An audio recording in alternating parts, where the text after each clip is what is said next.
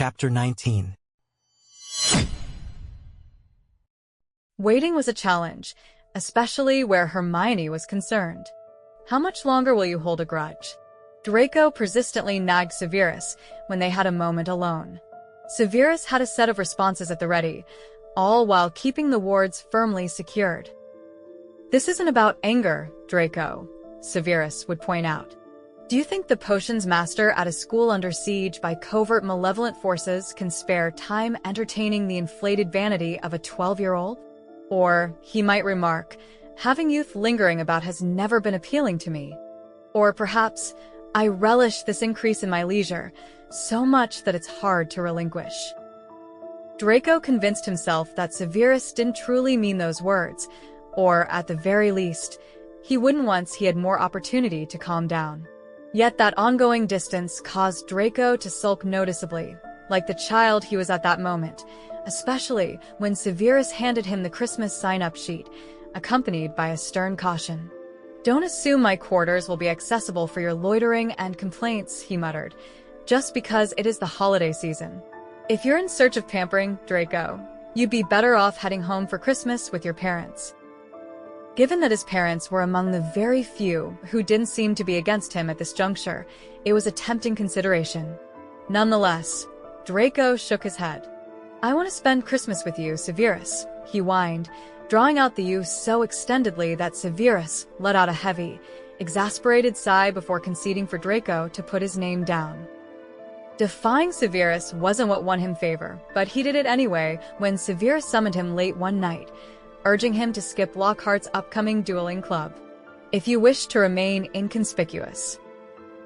Draco might have agreed, if not for the #1 priority on his yearly goal list: expose Potter as Parselmouth in a duel.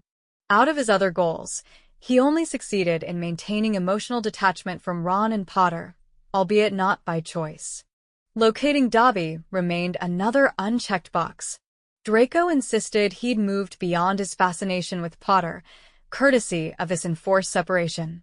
But the very idea of challenging Potter to a duel sent chills down Draco's spine every time he considered it. He reasoned it was simply anxiety about having to sick a snake on him. Thus Draco was resolute. "I aim to face Potter," he repeatedly asserted. It won him a dismissive murmur, something akin to conceited lad, before Severus attempted to dismiss him. But then there was a knock on the door. "Were you expecting someone?" Draco teased, raising an eyebrow at the notion of an unannounced guest. Severus shook his head and briskly went to the door. He opened it with such vigor that the visitor, dressed in lavender robes, stumbled backward, almost toppling over. Severus," exclaimed Lockhart cheerfully, regaining his footing and sauntering past a bemused Severus, as though the blunder was unworthy of attention. "Splendid. Still awake, are we? And well, you have young company, Mr. Malfoy." His ever-chipper expression dimmed slightly. "I trust there are no lingering issues from the little mishap post-Gryffindor match? Surely that's not why you're consulting with the potions master." Apparently, Severus's role as Draco's godfather hadn't made the rounds among the staff. Credit to McGonagall for her discretion. And it helped that Severus had become less attentive following Draco's destruction of his fireplace. Fortuitously, the wall had been refinished just in time for this unwelcome visitor, though Draco still noticed Lockhart casting uneasy glances at the darker patched-up area while sidestepping his gaze. "I'm all right, sir," Draco replied courteously. "Professor Snape was merely informing me that you'll be hosting a dueling session tomorrow. Since I excel in practical magic within Slytherin, he wanted to ensure I planned to attend." Draco received a menacing look from Severus for this, though the oblivious peacock served as a buffer. "Oh, that's splendid," Lockhart gushed, apparently relieved that neither Draco nor his head of house seemed resentful of his earlier misstep. He'd been maintaining his distance from Draco during their defense classes, something Draco had found agreeable. Hopefully, Lockhart wouldn't see this as an opportunity to get chummy. The man was draining. "Eager for my club's initiation, are we, Severus?" Elated, Severus replied flatly, managing to convey an absolute lack of enthusiasm. Whether Lockhart missed the sarcasm or chose to ignore it was unclear. "That's why I sought you out, Severus," he announced, looking at Severus with an almost dreamy gaze. "I'm in need of an assistant." That word made both Draco and Severus tense up. "So you've come," Severus said coolly, "to ask me to be your assistant?" Lockhart put on a smug expression. "I've heard of your attempts to secure the defense post numerous times, Severus. You'd leap at the chance to showcase your instructive prowess in this capacity. Unless, of course, you're concerned you might fall short." This transparent goad was dangerous territory. Rarely did Draco witness anyone escalate Severus's ire this swiftly. The air cooled drastically in the already icy dungeon. "I'd comprehend if a mere professor wouldn't dare to challenge a dueling demonstration with someone as illustrious and accomplished as myself." "I'll aid you, Lockhart," Severus ground out. "As you wish. Now leave me, please." Lockhart beamed widely, blissfully ignorant of the predicament he'd just walked into, and offered to guide Draco back to his dorm. Severus shooed them out with impatience.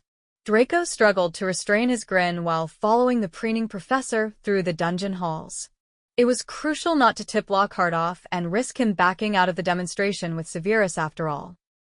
If Draco were to erase one of his most precious memories, could it truly be said that he had improved the situation even slightly? "Your head of house is quite fascinating," Lockhart remarked tactfully as they strolled along. "Do you happen to know if he has any experience in dueling?" "Second-guessing already, are you?" "Oh, just a tad," Draco replied with feigned innocence. Lockhart clearly wasn't aware of Severus's Death Eater history. "Some defense against the dark arts teacher." "Not much, I believe." "Certainly nothing compared to you, sir." "I'm sure you're right," Lockhart agreed, his chest puffing with pride. "There's likely a reason he's never secured the defense position, and Dumbledore keeps him to potions." "Please. Imagining you in a duel, I'm sure you wouldn't stand a chance, not even against Severus. In a genuine duel tomorrow, he'd have you beaten before you even cast a spell." "Perhaps," Draco opted to say mildly. "Everyone has their own strengths, don't they?" "Yes," Lockhart agreed, with a contemplative frown. "His quarters have quite the, Spartan feel, don't they?" Far better than Lockhart's self-portrait gallery, of course, but truthfully, Severus could find a more pleasant balance. Draco might need to help spruce up Severus's quarters to avoid them being looked down on. Though Lockhart didn't appear condescending, perhaps more curious or pitying. "He doesn't entertain much, does he?" "He's rather private," Draco explained, and Lockhart nodded in understanding. "Well, then," Lockhart declared cheerfully, "I might have to brighten up his solitary life a smidge." As the evening of the dueling club approached, Draco found Severus staring up at the enchanted ceiling of the Great Hall, seeming quite pleased to see it a perfect, undisturbed black. Draco recalled the impressive crowd that would gather for the event, and Potter appeared among them with his friends, looking thoroughly unamused at the sight of Lockhart and Severus as instructors. The most inept duelist of the faculty next to the most skilled, not that Draco was partial. Draco wondered who had advised Lockhart that plum was a flattering color on him. Whoever it was might want to reconsider their career.